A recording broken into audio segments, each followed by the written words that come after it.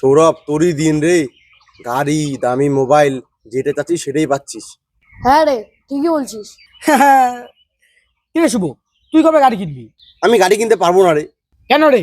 ধর, আমার বাবা যতগুলো লোন নিয়ে রাখছে, আরো যদি বলি বাবা গাড়ি কিনবো, বাবা বাড়ি ছেড়ে পালাবে।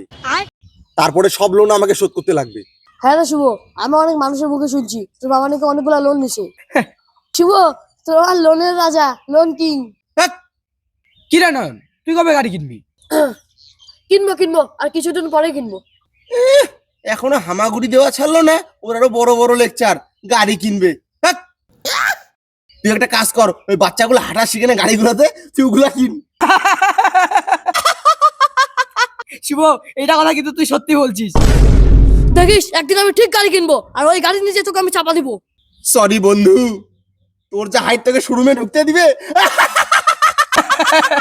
সৌরভ, একে দেখে কেমন লাগে বলতো? ওই রেল লাইনের পাশে কতগুলো বাচ্চা টায়ার নিয়ে দৌড়ায় না?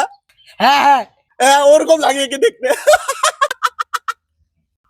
সৌরভ, অত হাসিস না, নিজের দমে একটা গাড়ি কিনে দেখা, তারপর হাসিস। ওই বাপের টাকা ফুটে মানে লাভ নাই বাকি ভাড়া।